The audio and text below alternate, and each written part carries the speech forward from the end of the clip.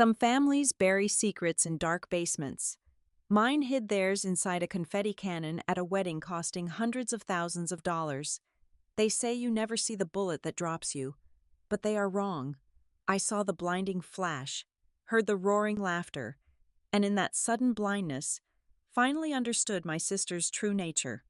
Listen closely, because my retaliation was a ruthless masterpiece they never expected.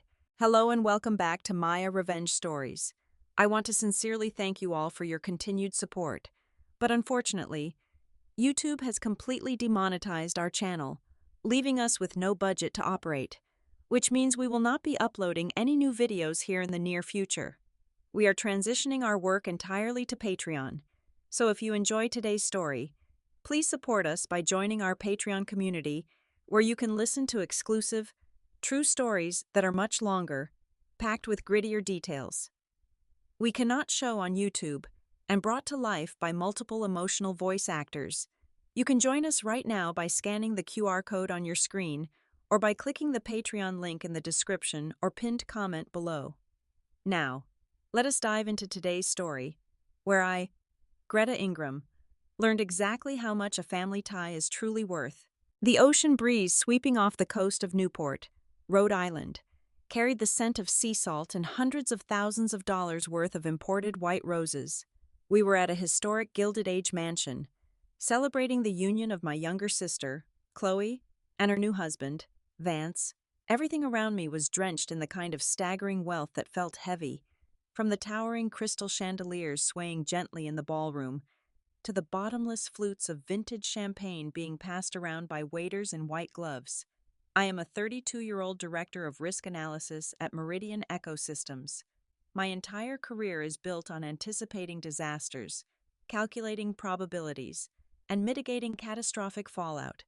Yet, standing in that magnificent ballroom surrounded by high society elites, my professional instincts were entirely subdued by the illusion of family.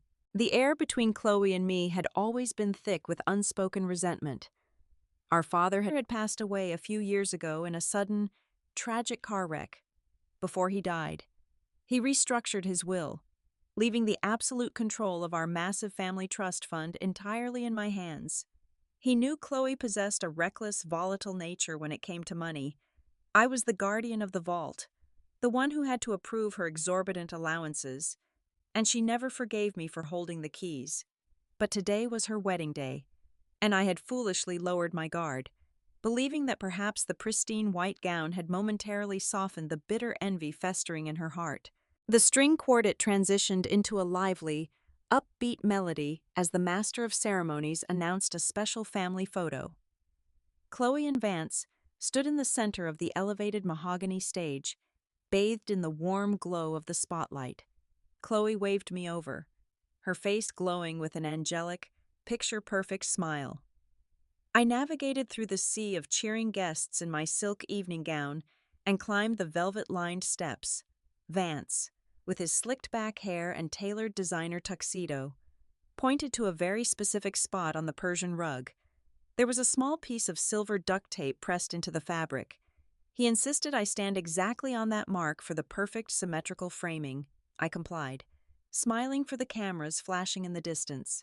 Chloe held a massive, heavy-duty confetti cannon, wrapped in shiny gold foil. Usually, these devices are aimed high into the vaulted ceiling to shower the newlyweds in a rain of glittering paper. But as the photographer counted down from 3, Chloe did not point the barrel toward the crystal chandeliers above. Instead, she lowered her arms. Her sweet smile remained perfectly frozen on her face, her eyes locking onto mine with a sudden, chilling emptiness.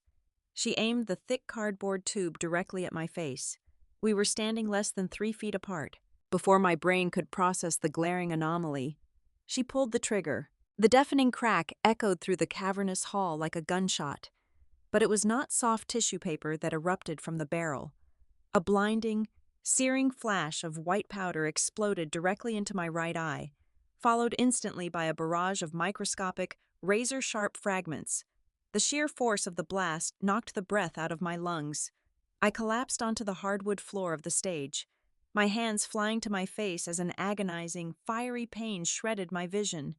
It felt as though someone had poured molten acid directly onto my cornea while driving 1,000 invisible needles into the delicate tissue. Through my remaining, tear-blurred left eye and the ringing in my ears, I heard an unexpected sound. The ballroom erupted into roaring laughter. The hundreds of wealthy guests, holding their champagne flutes, chuckled and clapped, entirely convinced that my agonizing fall was the punchline of an elaborate, slapstick wedding prank. I writhed on the floor, gasping for air, unable to form words through the blinding torment. Above me, Chloe brought the microphone to her lips. Her voice echoed cheerfully across the laughing crowd. "Do not be so dramatic, Greta. It is just confetti." The laughter grew louder, drowning out my choked sobs. But then, a heavy set of footsteps thundered up the wooden stairs. It was Harrison. I was an old friend of mine and a former combat medic who had seen enough real trauma to know the difference between a prank and a casualty. He shoved his way past the photographer, violently slapping Chloe's hand away as she tried to block him. Harrison dropped to his knees beside me, his hands gently but firmly gripping my trembling shoulders. He pried my fingers away from my face to assess the damage. The moment he looked into my right eye, the color drained entirely from his face. The ballroom's laughter abruptly died down as Harrison let out a raw, terrifying scream, demanding someone call for an ambulance immediately. The guests finally gasped in horror, stepping back in shock, because Harrison could see what they could not. My eyeball was not just bleeding, it was violently weeping a thick, strange greenish-black liquid, melting away my sight right in the middle of the most beautiful room in Rhode Island. The chaotic symphony of the emergency room faded into a dull, terrifying hum as the heavy steel doors of the isolation ward sealed shut behind me. The overwhelming scent of industrial bleach and iodine quickly replaced the perfume and vintage champagne of Newport. I lay pinned beneath the blinding glare of surgical halogen lights, the right side of my face completely numb from a heavy dose of local anesthetics. Yet a phantom fire still raged deep within my skull. An on-call ophthalmologist, a stern woman with a voice as sterile as her latex gloves, hovered closely over my face. For over 2 agonizing hours, the only sound in the room was the steady, rhythmic clinking of fine surgical tweezers dropping microscopic debris into a stainless steel basin. "Hold perfectly still, Miss Ingram," she murmured, her breath warm against my cheek as a high-powered magnifying scope descended over my ruined eye. "I am extracting dozens of microscopic fiberglass shards embedded directly into your sclera and cornea." She paused momentarily, and I felt the freezing sting of saline flushing the socket. "There is also severe chemical necrotization occurring here. Whatever was packed inside that tube, it was coated in a highly corrosive industrial solvent. It is actively eating through the delicate tissue." My left eye darted wildly toward her blurred silhouette in a state of sheer panic. "Was it a malfunction?" I choked out, my throat raw from screaming earlier. The doctor sighed heavily, dropping another bloody sliver of glass into the metal basin. "No, regular party poppers use compressed nitrogen and soft tissue paper. This was tightly packed with glass abrasives and caustic powder. Miss Ingram, I have treated chemical burns from severe factory accidents, but this level of localized, devastating trauma is not a party trick gone wrong. This weapon was deliberately engineered to cause permanent, irreversible blindness." The chilling gravity of her clinical diagnosis hung in the frigid air of the hospital room long after the surgery ended.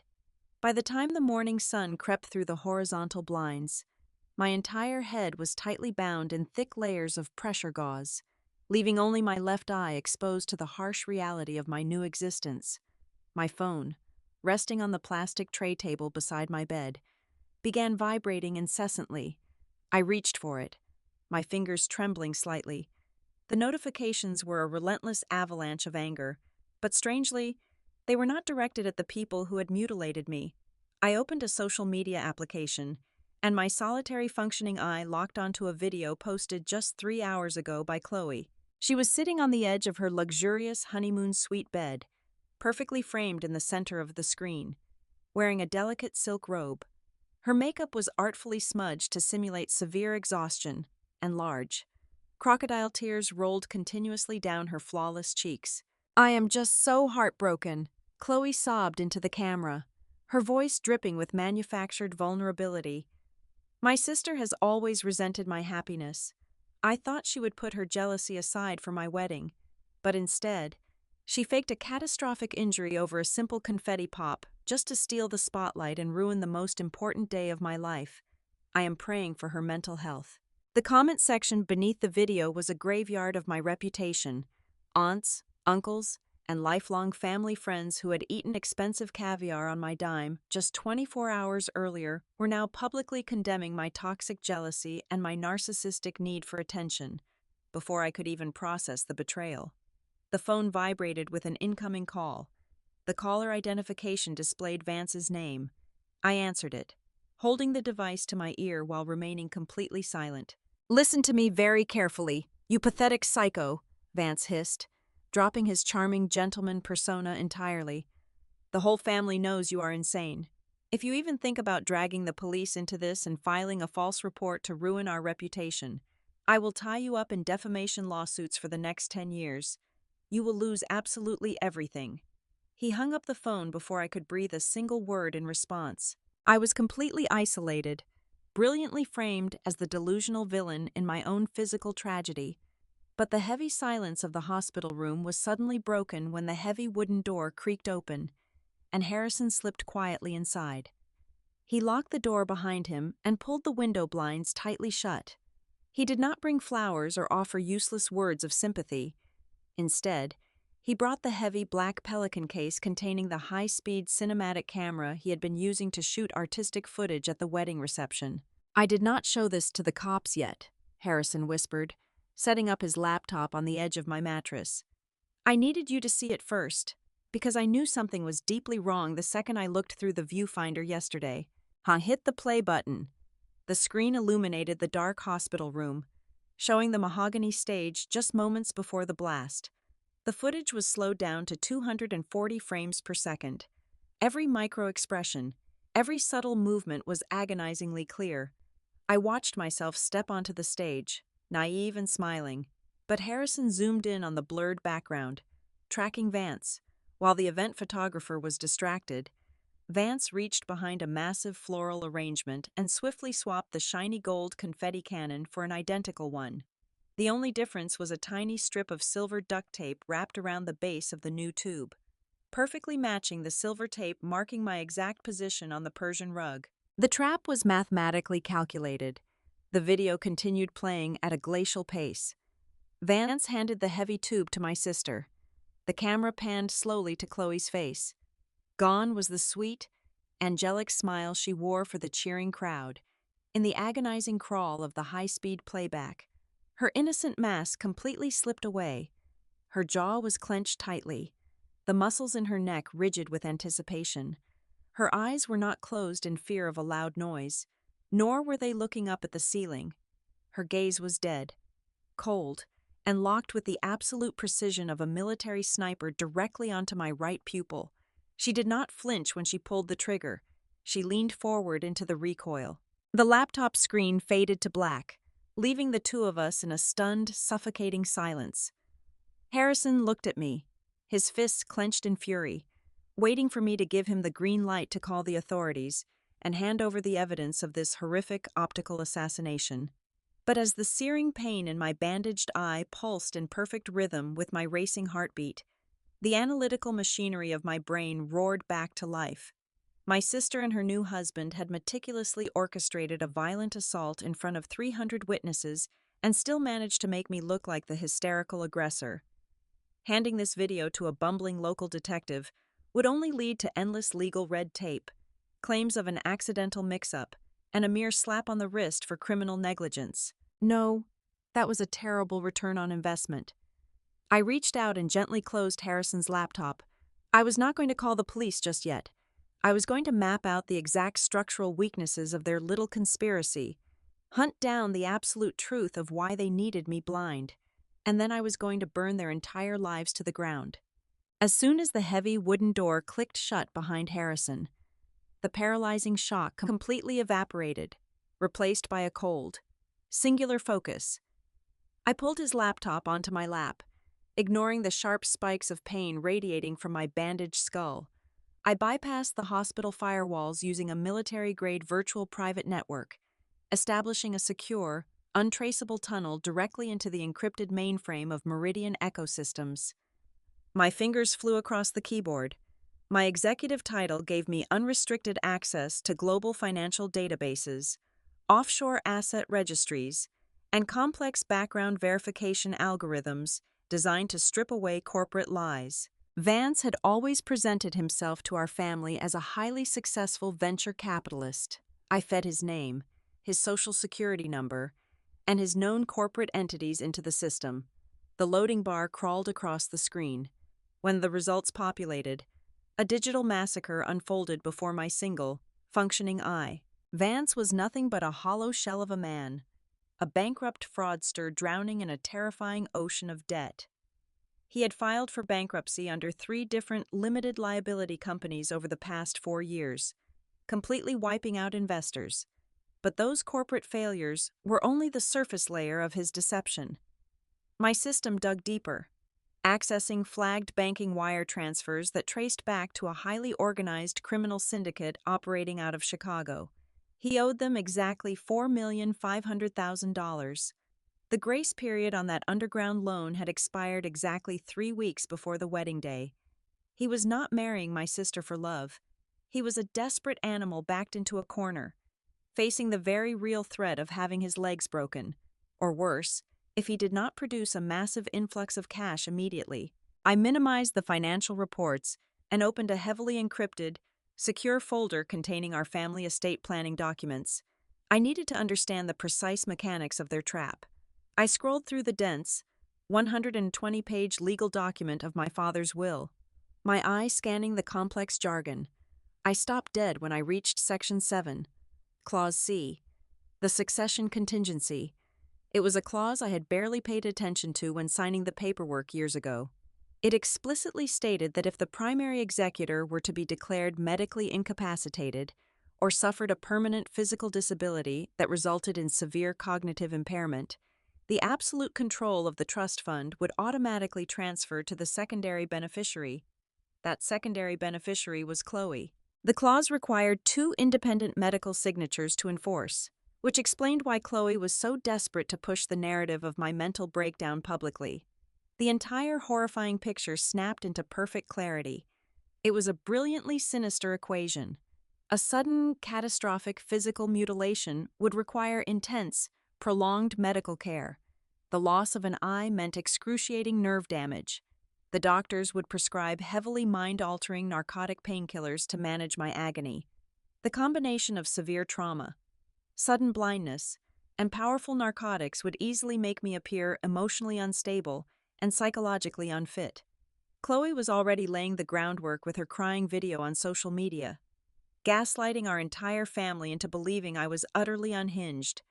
They were going to use my trauma to legally certify me as cognitively impaired, seize the trust fund containing hundreds of millions of dollars, pay off the Chicago syndicate, and live like royalty on my father's empire. But as I sat there in the sterile hospital room, a glaring inconsistency snagged in my analytical mind. I thought back to the stern warning from the ophthalmologist. She had specifically identified a highly corrosive, industrial-grade chemical solvent coating the fiberglass shards inside the weapon. Vance was a smooth-talking con artist whose biggest skill was forging signature documents and wearing expensive cologne. He possessed zero background in chemistry or engineering. He barely knew how to operate a standard coffee machine. Synthesizing a perfectly stabilized, localized caustic abrasive powder required sophisticated knowledge and access to restricted laboratory supply chains. An amateur would have blown his own hands off trying to pack that cardboard tube. Vance could never have acquired or manufactured that lethal mixture on his own. There was a phantom variable in this equation, a third party hiding in the shadows.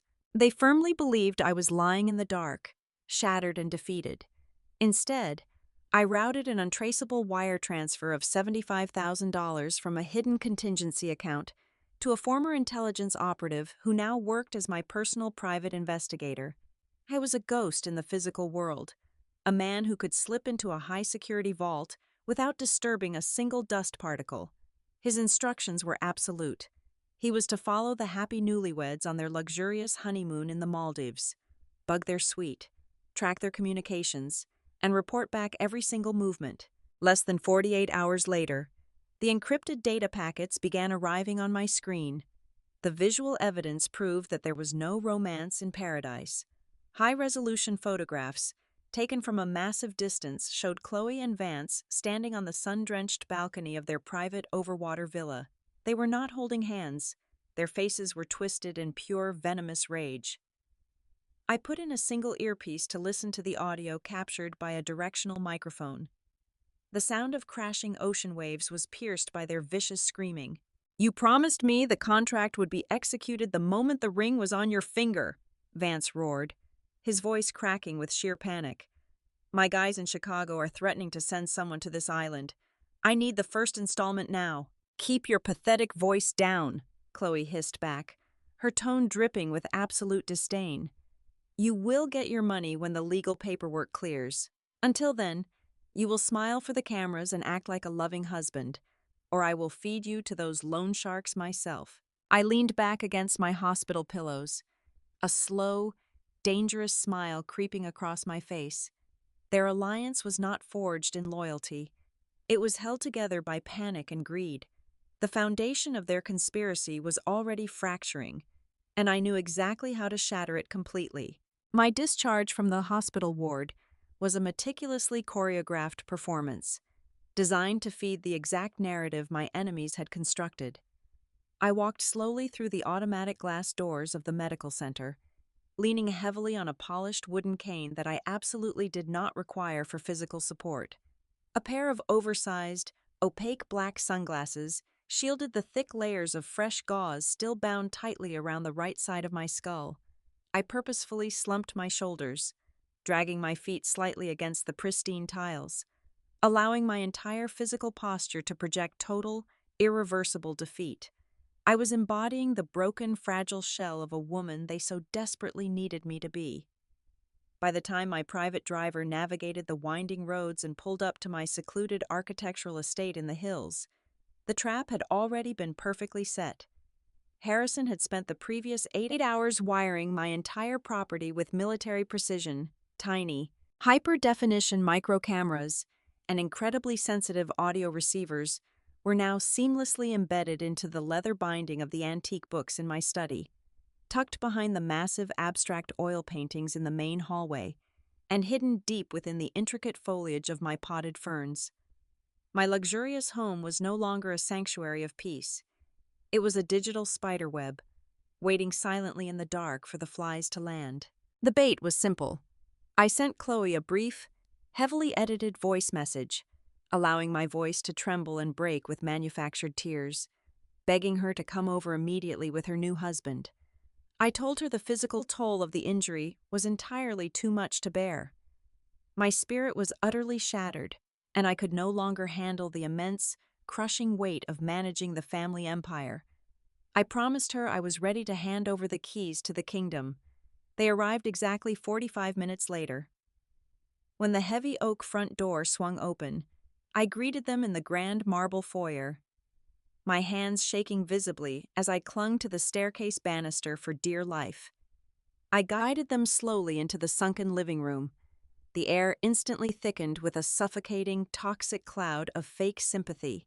Vance wore a perfectly tailored charcoal suit, but beneath the expensive fabric, he was practically vibrating with a frantic, barely contained nervous energy. He paced relentlessly near the colossal stone fireplace, repeatedly checking the gold chronograph on his left wrist, acting like a starving animal eager to finalize the kill. Chloe, however, was a terrifying study in predatory patience. She lounged gracefully on my white Italian leather sofa, casually sipping a double espresso my housekeeper had prepared. This was where the true psychological chess match began. I had to force myself to suppress the boiling rage threatening to consume me every time I looked at her. Whenever I purposefully stumbled over the edge of the rug, or blindly fumbled to grasp my glass of ice water, intentionally knocking it over and spilling cold liquid across the glass coffee table, she never once moved to help me. Instead, peering through the dark tint of my sunglasses. I watched her carefully. I caught the subtle, chilling micro-expressions dancing across her flawless face. The corner of her lip would slowly twitch upward into a cruel, deeply satisfied half-smile. She was savoring my fabricated misery, drinking in my apparent destruction like a fine vintage wine. "I just want this never-ending nightmare to be over," I whispered softly, burying my face in my trembling hands and forcing out a series of dry, ragged sobs. I cannot focus on complex corporate spreadsheets and volatile investment portfolios when half of my world is permanently plunged into darkness. I have instructed my personal legal team to draft a temporary power of attorney. I want you to take over the daily operations of the trust fund. Chloe, just until I can figure out how to survive like this. Vance almost tripped over his own expensive leather shoes in his desperate haste to cross the room. "That is the absolute smartest decision you could possibly make for your health, Greta," he said smoothly, though his greedy eyes darted wildly toward the hallway. "Family must always help family in times of crisis. Where exactly are the documents?" I gestured weakly toward the open double doors of my home office at the far end of the hall. I told them the preliminary paperwork was resting openly on my mahogany desk, waiting for their immediate review. As they eagerly hurried down the corridor toward the office, I slowly stood up, leaning heavily on the wooden cane, and muttered that I needed to go into the kitchen to take my prescribed heavy nerve medication. The massive kitchen was completely soundproofed, offering me a perfect, silent command center. I pulled my secure tablet from a drawer and brought up the live security feed. The high-definition hidden cameras in the office tracked Vance as he lunged greedily for the thick leather folder sitting perfectly centered on my pristine desk. But the document inside was absolutely not a power of attorney. It was a flawless, legally binding forgery I had spent the entire previous night crafting utilizing my corporate legal software. The bold, official-looking header clearly and brutally stated that due to my severe, life-altering medical prognosis, I had already executed an immediate and irrevocable transfer of all trust fund assets to a massive international charitable foundation based out of Geneva. It explicitly detailed, using impenetrable legal jargon, that the entire family wealth was now locked away forever in an unalterable philanthropic trust, completely and permanently inaccessible to any blood relative. I watched the screen intently as Vance's eyes frantically scanned the first heavy paragraph. The blood instantly drained from his face, leaving him looking like a polished, well-dressed corpse. His breathing turned wildly erratic, his chest heaving violently under his tailored suit. He dropped the thick parchment paper onto the desk as if it were actively burning his fingertips. The sheer panic boiling inside Vance quickly erupted into pure, animalistic terror. He spun around, his frantic gaze locking onto Chloe, who was casually admiring a heavy bronze sculpture resting on a pedestal near the window. He lunged across the expensive rug, his hands wrapping violently around Chloe's slender throat. He slammed her back hard against the towering mahogany bookshelves, causing several heavy hardback volumes to crash loudly to the wooden floor. "You told me everything was arranged," Vance hissed, his voice a venomous, desperate snarl captured perfectly by the hidden microphones and transmitted directly into my earpiece. "You promised me she was completely broken. You said we just had to get her signature today, and the money was legally ours. The trust is gone. It is all gone to some charity in Europe. Those men in Chicago are going to skin me alive, and then they are coming for you next." I held my breath in the silence of the kitchen, waiting for my younger sister to panic, to cry out in shock, or to beg her furious husband for her life. But the reaction I witnessed on that glowing screen made the blood freeze solidly in my veins. Chloe did not struggle against his grip. She did not scream for help. Her beautiful face remained entirely devoid of fear or surprise. Slowly, with terrifying deliberation, she brought her hands up and violently slapped his wrists away with a sudden, shocking force that staggered him backward. She calmly straightened the wrinkled collar of her expensive designer blouse, her eyes locking onto his terrified face with a chilling, deadened superiority. "Be a good little puppet," Chloe whispered, her tone echoing through my earpiece with the cold, absolute authority of a true, calculating sociopath. Everything is still firmly in my hands. The immediate aftermath of my little theatrical performance was a spectacle of pure, unadulterated cowardice. Vance practically tore my heavy oak front door off its reinforced hinges in his frantic rush to escape the mansion. He abandoned his new wife standing in the marble foyer, sprinted down the driveway, jumped into his rented luxury sports car, and peeled away into the deepening twilight. Chloe did not chase after him. She simply pulled out her phone, ordered a private rideshare, and walked out into the cool evening air without uttering a single word of comfort or concern. I sat alone in the eerie silence of my soundproofed kitchen, peeling the oppressive layers of gauze away from my throbbing eye. The puzzle was far more intricate than a simple greedy beneficiary. My sister was maintaining a level of icy composure that suggested she still held a hidden ace up her designer sleeve. I did not have to wait very long for her to play it. Exactly at 2 o'clock in the morning, the silent alarm system integrated into my estate perimeter triggered a flashing red warning on my command console. I was fully awake, sitting in the dark security room with a cup of black coffee. I watched the thermal imaging feed as a solitary, agile figure bypassed the outer laser grid near the garden terrace. The intruder moved with practiced efficiency, slipping through the shadows and picking the complex biometric lock on the French doors leading directly into my private study. They were hunting for the original, physical copies of the trust fund documents hidden inside my heavy floor safe. Harrison, who had stayed behind and was resting in the guest wing, was already awake and standing silently beside my chair in the dark.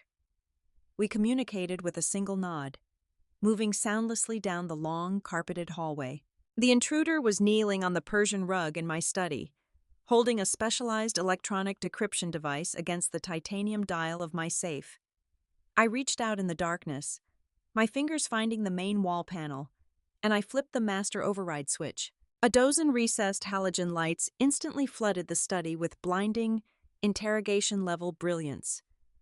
The figure froze completely, the heavy decryption device slipping from their gloved hands and crashing onto the hardwood floor. When the intruder slowly turned around, raising an arm to shield their eyes from the sudden glare, a profound and absolute shock rippled through the room. It was not the desperate, debt-ridden Vance. It was not my sociopathic sister. It was Silas, the charming, immaculately groomed, highly sought-after wedding planner who had orchestrated the entire Newport ceremony down to the finest detail. He was wearing tactical dark clothing, his suave and elegant demeanor completely shattered by the glaring lights. Harrison stepped into the doorway, his broad shoulders blocking the only exit. He leveled a heavy registered firearm squarely at Silas's chest, his voice echoing with absolute military-grade calmness as he informed the intruder that the local authorities had already been dispatched and would arrive in exactly 7 minutes. Cornered, trembling violently, and staring down the dark barrel of a lethal weapon, the flawless facade Silas had maintained for months crumbled into pathetic dust. He fell to his knees on the rug, raising his hands in surrender, and began pouring out a confession so twisted and venomous it made the agonizing chemical fire in my eye feel like a minor inconvenience. She never loved him, Silas choked out, his voice cracking with sheer panic as he stared at the gun. Chloe and I have been together for over 3 years. The wedding was a complete lie. It was just a theatrical production we staged to get the money. The pieces of the nightmare finally locked into perfect, horrifying alignment. Chloe had deliberately chosen to marry the fake billionaire Vance precisely because she had unearthed the dark truth about his massive underground debts. She knew that a desperate man, drowning in millions of dollars owed to violent criminals, would do absolutely anything if he thought a massive payday was guaranteed. Vance was never the mastermind of this conspiracy. He was always intended to be the ultimate sacrificial lamb. Vance was just the fall guy, Silas sobbed, sweat pouring down his pale face. Chloe manipulated him into doing the physical swap with the cannon. She convinced him it was the only way to get you declared incompetent so they could pay off his debts. But our real plan was to wait until the trust fund was legally transferred into her name. Once we secured the hundreds of millions of dollars, Chloe was going to plant the physical evidence in Vance's luggage and anonymously tip off the police. We were going to frame her new husband for premeditated, aggravated assault. Vance would spend the rest of his natural life rotting in a federal penitentiary, while Chloe and I quietly liquidated the entire estate and vanished to a private island. But there was still one final, devastating variable to account for. I stepped closer to him, my good eye, burning with a cold, analytical fury.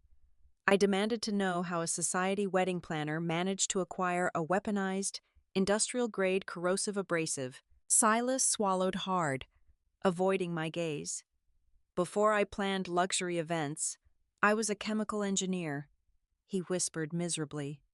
I lost my corporate license 5 years ago due to an espionage scandal. I synthesized the exact volatile compound coating the fiberglass. I knew the precise chemical ratio required to melt a human cornea on contact without causing any collateral splash damage to Chloe when she pulled the trigger. I packed the tube.